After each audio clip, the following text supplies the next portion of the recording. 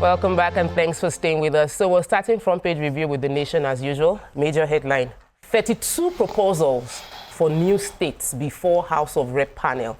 The Northcentral won 7, Northeast won 4, Northwest won 5, Southeast won 5, and Southsouth 4 and Southwest 7. In other news, federal government advocates shift in education system from 6-3-3-4 to 12-4-year model. And PDP disciplinary committee summons Ayam Autumn. Body of abducted Anambra lawmaker found. NPA raises tariffs on port services by 15%. Apa-Agba and GHL appeal against favorable ruling. Federal government evacuates 7,790 refugees from Chad. Uni Abuja UNN gets new VCs, vice chancellors, varsities leadership rejigged.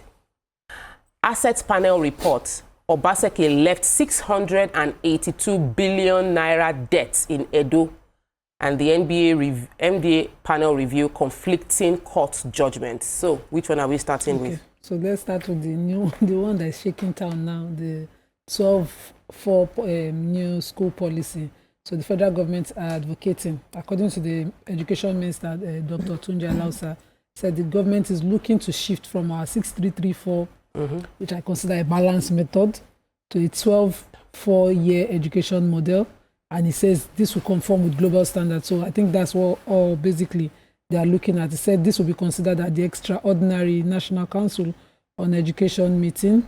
Is the highest policy-making body in education in Nigeria, and that they'll be holding that meeting. Already we operate a 9-3-4 system, which he knows is okay, but he says that some of the issues influencing the meeting is to include the 12-year basic education system in Nigeria's education framework and the approval of a national policy on bullying, among others. He says that it's important to note that the old system we have has its merits, but it also has some drawbacks. He says one of them is that it doesn't allow the students to work in order to further their education. So they're looking at a system of a 12-4-year system, which maybe would allow that. I don't know how it will be factored in. I read the story. I think one of the most important things for us is to make education compulsory for everybody before we start talking about rejigging. So he said to ensure continuous, uninterrupted curriculum, promoting better standardization and fostering quality assurance in education. Okay. They're also looking at converting the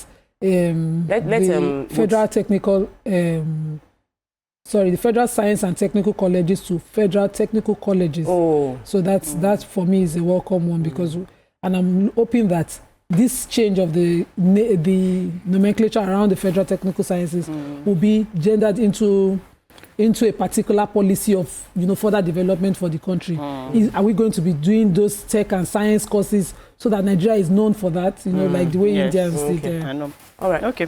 The Nigerian Bar Association (NBA) has set up an adjudicative review committee to examine conflicting judgments delivered by some judges across the country. It said that the committee will try to identify where the courts, have gotten it wrong, and suggest that the position, and suggest what the position best reflects, within the points of the law.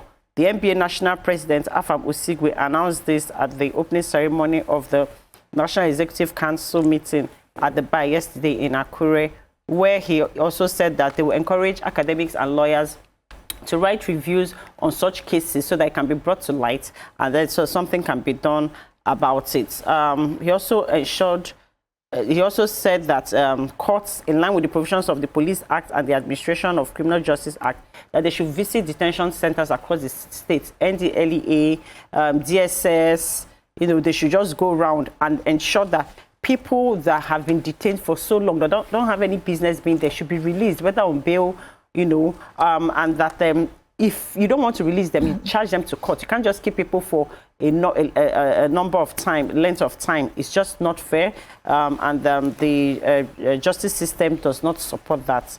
He also said that that the bar is getting this engagement to ensure that people who have no reason to be in detention are released, and that they are doing advocacy and engages to ensure that they comply with the provisions of the law to avoid ugly situation being the dominant thing now within our judicial system. Okay, so the federal government has begun the repatriation of 7,790 Nigerians from the Republic of Chad. The Nigerian citizens had, fled to the neighboring country, and they have lived there for almost a decade due to the Boko Haram insurgency that was happening in the area. So the special advisor on media to Borno State Governor Babagana Zulum announced the development in a statement yesterday in Maiduguri, which was the state capital. And he said that they had led the federal government's delegation to Chad in the company of the Minister of Humanitarian Affairs and Poverty Reduction, Yusuf Solunu, and the Chief Executive Officer of the National Commission for Refugees, Migrants and Internally Displaced Persons, Aliyu Ahmed. And they said the delegation was received in Bagasola on Wednesday by the governor of Lak province of Chad, Salah Tijani. And according to the statement, it said Nigerian citizens who are mostly indigenes of Borno State had been taking shelter in Chad after their communities around Lake Chad Basin were overrun by insurgents.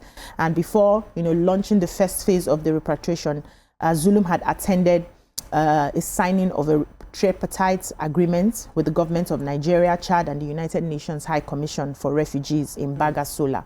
So they said they had signed on behalf of Nigeria. Tijani signed on behalf of Chad. Jerome Melin also signed, the Second Republic representative also signed on behalf of his commission. And they said that the refugees currently living in Chad they are going to be repatriating those who only voluntarily wish to return. That's what they are doing. And so they had to express their gratitude to the government of Chad for hosting thousands of displaced Nigerians over the years. It says they were entirely grateful to the government and people of Chad for their hospitality in sheltering our people during the time of need. Now they are going to be helping people ease back into their communities now that everywhere seems to be okay without much of Boko Haram harassment. Congratulations to some of them. Abi. So I was surprised Nima didn't take the story of what is happening in Edo State. But I had to take it as Edo by marriage. So there was a report that had been submitted because immediately the governor came into power. What he did was to set up a committee to look into the previous administration, and what they discovered is that he's announcing that he's inherited a debt of 682 billion 565,164,814 naira 55 kobo. They had to put the kobo there. So he said this is 900% higher than what the previous administration inherited from Oshomole. Like Oshomole left a debt of just 84 billion, and he left a debt that was 900% higher. According to the governor, the current governor of Edo State, he said it was a reckless behavior of the previous administration to spend money without considering the impact, that it was lack of financial discipline on the part of the former governor. He also mentioned that there was a $75 million that was meant for basic education, which was given by the World Bank, and that when that money was given, it was meant to go to Subeb, but only $3 million got to Subeb. What the governor did was to now create it under the governor's supervision, a special arrangement called Performance for Results. There are many things to unpack here, but the chief thing is, I think that questions need to be asked about why the debt went within 8-year period to 900%. It's a whole lot of debt for a state to consider, and it is like impoverishing the next generation. So let's let the former governor come and defend what he spent the monies doing, so that we will see it. We'll take a quick break. When we return, we'll continue with front page review. Nima is heavily quiet. Stay with us. We'll be right back.